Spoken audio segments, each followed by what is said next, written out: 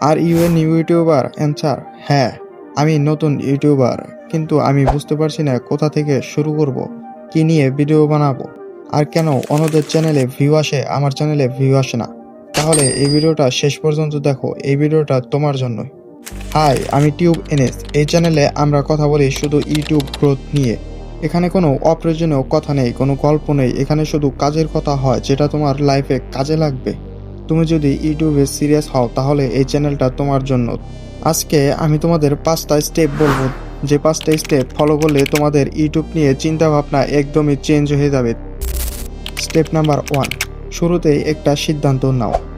নতুন ইউটিউবারদের সবচেয়ে বড় সমস্যা হলো একটা সিদ্ধান্ত নিতে পারা। নতুন ইউটিউবাররা একদিন ব্লগ, একদিন গেম, একদিন শর্টস, আবার অন্য একদিন অন্য কোনো ভিডিও আপলোড করে। এভাবে আপলোড করলে ইউটিউব বুঝতেই পারে না তোমার চ্যানেলটা কিসের ওপর। যেমন ধরো, আমার চ্যানেল হচ্ছে ইউটিউব গ্রোথ, তাহলে আমার প্রতিটা ভিডিওতে ইউটিউব এর বিভিন্ন সমস্যা নিয়ে সমাধান থাকবে। একটা চ্যানেল মানে একটা সমস্যার সমাধান। আমার চ্যানেলটা তোমরা ফলো করতে পারো। আমার চ্যানেলে শুধু একটা সমস্যা নিয়েই ভিডিও আপলোড করা হবে। স্টেপ নাম্বার 2, ভিডিও দেওয়ার আগে প্ল্যান দরকার। অনেকে মনে করে আগে একটা ভিডিও দেই, তারপর দেখা যাবে কি হয়। এটা সবচেয়ে বড় ভুল। ইউটিউব চায় তুমি নিয়ম মেনে কাজ করো। তাই ভিডিও দেওয়ার আগে তোমার মাথায় কমপক্ষে 10টা ভিডিওর আইডিয়া থাকা দরকার। যেমন আমি আমার এই চ্যানেলে আগামী 10টা ভিডিও আমি কি লিখবো সেগুলো কিন্তু আমার প্ল্যান করা আছে। এভাবে আগে থেকে ভাবলে তোমার মাথায় চাপ কম থাকবে আর ভিডিও বানানো সহজ হবে। স্টেপ নাম্বার 3, ভালো ভিডিও না, দরকার নিয়মিত। শুরুতে তোমার ভিডিও খুব ভালো হবে না, এটা সত্য, মেনে নাও। ক্যামেরা ভালো না হতে পারে, ভয়েস ভুল হতে পারে, কিন্তু সমস্যা সেখানে না। তোমরা আমার এই ভিডিওটা দেখতে পারো, এটা আমার চ্যানেলে ফার্স্ট ভিডিও। এই ভিডিও কিন্তু এতটা ভালো হয় নাই। এডিটিং, ভয়েস, ভালো এডিটিং এগুলা করতে পারি নাই। আসলে সমস্যা হলো অনেক ভালো ভিডিও বানাতে গিয়ে ভিডিও দেওয়া হয় না।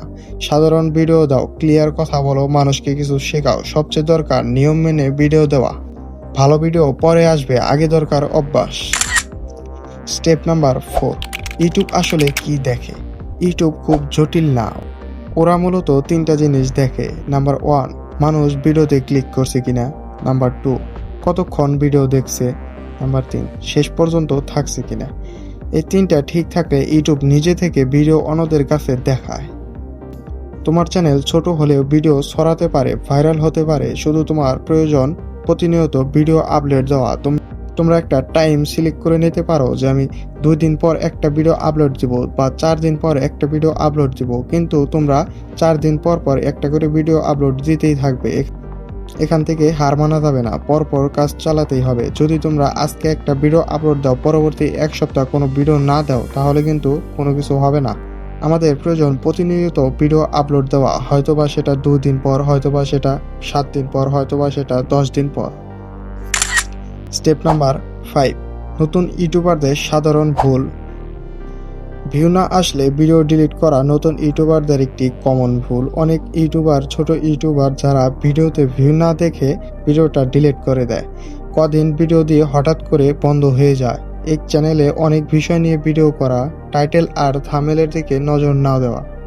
এই ভুলগুলো এড়িয়ে চললেই তুমি অনেক এগিয়ে যেতে পারবে।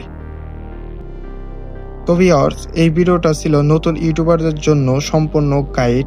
এই চ্যানেলে আমি একটা করে ইউটিউব গ্রোথ এর সবচেয়ে সহজ বিষয় নিয়ে বোঝাবো তোমাদের। যদি তুমি সত্যি সিরিয়াস হও তাহলে সাবস্ক্রাইব করো, আর পরের ভিডিওতে দেখা হবে।